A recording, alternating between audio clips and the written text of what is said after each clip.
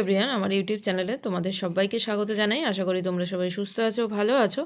আজকে আমি তোমাদের সাথে তোমাদের ক্লাস 8 বাংলার ঈশ্বরচন্দ্র বিদ্যাসাগরের লেখা অদ্ভুত আতিথেয়তার কোশ্চেন আনসারগুলো আমি আজকে সলভ করব। আগের ভিডিওতে আমি লাইন ধরে ধরে তোমাদের সাথে আলোচনা করেছিলাম অদ্ভুত আতিথেয়তা। কেউ দেখে না থাকলে চ্যানেলে গিয়ে অবশ্যই দেখে নিতে পারো। তো চলো, আজকে আমি এখানে যে কোশ্চেন অ্যান্সার আছে সেগুলো আগে শেয়ার করি। তো দেখো, প্রথমেই এখানে ঈশ্বরচন্দ্র বিদ্যাসাগর, এটা তোমরা পড়ে নিয়ে দেখো, একের এক দাগে আছে ঈশ্বরচন্দ্র বিদ্যাসাগর কোন কলেজের অধ্যক্ষ ছিলেন। ঈশ্বরচন্দ্র বিদ্যাসাগর কোন কলেজের অধ্যক্ষ ছিলেন? ঈশ্বরচন্দ্র বিদ্যাসাগর সংস্কৃত কলেজের অধ্যক্ষ ছিলেন। আচ্ছা, এর বিষয়বস্তুটা কিন্তু লাইন ধরে ধরে টেক্সটটা তোমাদের সাথে আমি আলোচনা করেছিলাম।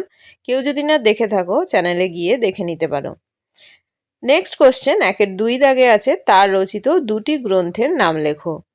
ঈশ্বরচন্দ্র বিদ্যাসাগর রচিত দুটি গ্রন্থের নাম বোধোদয় ও বর্ণ পরিচয়।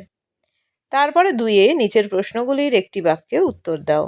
অদ্ভুত আতিথেয়তা গল্পে কোন কোন সেনাপতির প্রসঙ্গ রয়েছে? ঈশ্বরচন্দ্র বিদ্যাসাগর রচিত অদ্ভুত আতিথেয়তা গল্পে আরব সেনাপতি ও মুর সেনাপতির প্রসঙ্গ রয়েছে।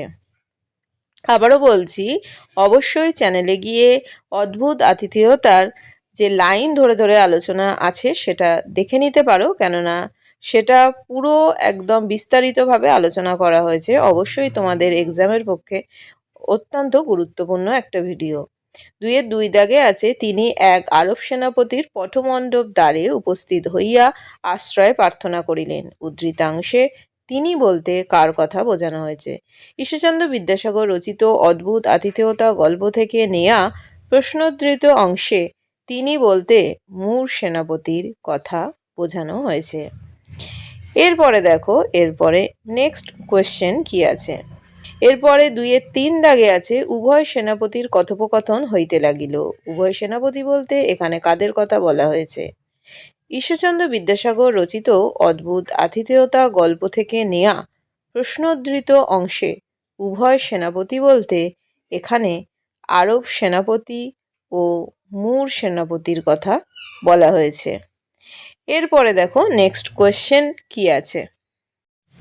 দুইয়ের চার দাগে আছে তাহা হইলে আমাদের উভয়ের প্রাণ রক্ষার সম্ভাবনা। প্রাণ রক্ষার কোন উপায় বক্তা এক্ষেত্রে বলেছেন? ঈশ্বরচন্দ্র বিদ্যাসাগর রচিত অদ্ভুত আতিথেয়তা গল্পে আরব সেনাপতি মুর সেনাপতিকে যে ঘোড়াটি দিয়েছিলেন সেই ঘোড়ায় চড়ে মুর সেনাপতি যদি দ্রুত বেগে চলে যেতে পারেন তাহলে আরব সেনাপতি ও মুর সেনাপতি উভয়ই প্রাণ রক্ষার সম্ভাবনা আছে। এটা কেন বা কিসের জন্য সেটা কিন্তু একদম তোমাদের যখন লাইন ধরে ধরে আলোচনা করেছিলাম সেটা কিন্তু পুরোটা বোঝানো আছে। তো দেখো, তারপরে কি আছে। দুইয়ের পাঁচ দাগে আছে আপনি সত্বর প্রস্থান করুন। বক্তা কেন উদ্দিষ্ট ব্যক্তিকে সত্বর প্রস্থান করার নির্দেশ দিলেন? ঈশ্বরচন্দ্র বিদ্যাসাগর রচিত অদ্ভুত আতিথেয়তা গল্প সূর্যোদয় হওয়া মাত্রই আরব সেনাপতি মুর সেনাপতিকে হত্যা করে পিতৃ হত্যার প্রতিশোধ নেবেন। এ কারণে বক্তা আরব সেনাপতি মুর সেনাপতিকে সূর্যোদয়ের আগেই নিজ শিবিরে পালিয়ে যেতে বলেছিলেন। নিজের প্রশ্নগুলির কয়েকটি বাক্যে উত্তর লেখো। তাহার দিগ্ভ্রম জন্মিয়াছিল।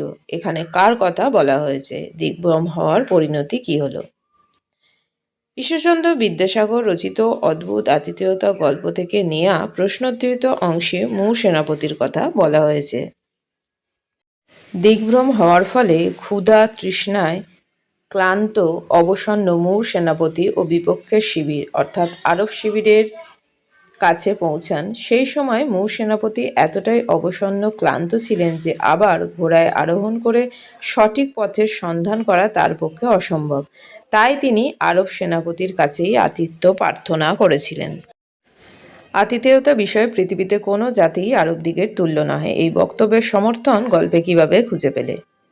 ঈশ্বরচন্দ্র বিদ্যাসাগর রচিত অদ্ভুত আতিথেয়তা গল্পে দেখা যায় আরব সেনাপতি না জেনে তার ঘোরতর শত্রু পিতার হত্যাকারী মুর সেনাপতিকে অতিথি হিসেবে আশ্রয় দেয়।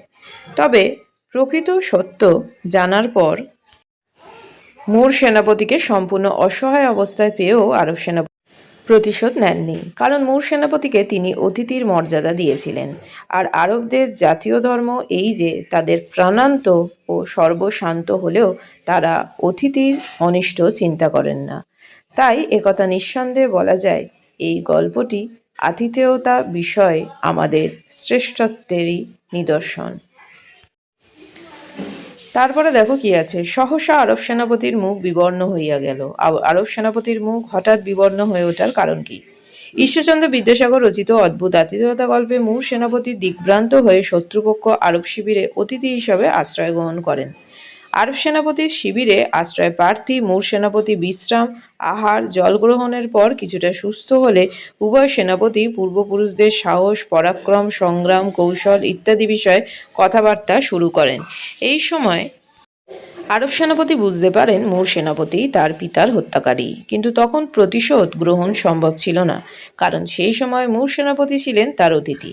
আর আরব জাতির ধর্ম তারা অতিথির অনিষ্ট চিন্তা করে না, এ কারণে মনের যন্ত্রণায় আরব সেনাপতির মুখ বিবর্ণ হয়ে ওঠে। সন্দিহান চিত্তে শয়ন করিলেন। এখানে কার মনের সন্দেহের কথা বলা হয়েছে, তার মনের এই সন্দেহের কারণ কি? কার মনের সন্দেহ? দেখো, ঈশ্বরচন্দ্র বিদ্যাসাগর রচিত অদ্ভুত আতিথেয়তা গল্প থেকে নেয়া প্রশ্নোদ্ধৃত অংশে মুর সেনাপতির মনের সন্দেহের কথা বলা হয়েছে। সন্দেহের কারণটা কি ছিল? দেখো, আরব সেনাপতি শিবিরে মুর সেনাপতি বিশ্রাম নিয়ে ও খাদ্য গ্রহণ করে কিছুটা সুস্থ হলে উভয় সেনাপতি তাদের পূর্বপুরুষদের সাহস, পরাক্রম ও সংগ্রাম কৌশল বিষয়ে কথাবার্তা বলছিলেন। এমন সময় হঠাৎ আরব সেনাপতি বিবর্ণ মুখে সেখান থেকে উঠে যান। কেননা দেখো, এখানে আরব সেনাপতি ও মুর সেনাপতি একসঙ্গে বসে যখন কথোপকথনে মগ্ন ছিলেন, তখন তারা নিজের নিজের যে পূর্বপুরুষদের বিজয় কাহিনী আর সংগ্রামের কাহিনী কিন্তু বর্ণনা করছিল। তো যাই পরে তিনি বলে পাঠান তিনি অসুস্থ, তবে মুর সেনাপতির আহার ও শয়নের ব্যবস্থা করা হয়েছে। আরব সেনাপতির এমন আচরণ মুর সেনাপতির ভালো লাগেনি। তার মনে সন্দেহ হয়, কারণ তিনি বিপক্ষ শিবিরে অবস্থান করছিলেন। যদি শত্রুপক্ষ তার কোনো ক্ষতি করে, তাই মুর সেনাপতি আরব সেনাপতির আচরণে সন্দেহ করেছিলেন। তারপরে দেখো, তারপরে নেক্সট কি আছে, 3-5 দাগে আছে তাহার অনুসরণ করিতেছিল। কে কাকে অনুসরণ করছিলেন, তার এই অনুসরণের কারণ কি? ঈশ্বরচন্দ্র বিদ্যাসাগর রচিত অদ্ভুত আতিথেয়তা গল্পে আরব সেনাপতি মুর সেনাপতিকে অনুসরণ করছিলেন। তারপরে দেখো, তার এই অনুসরণের কারণ কি?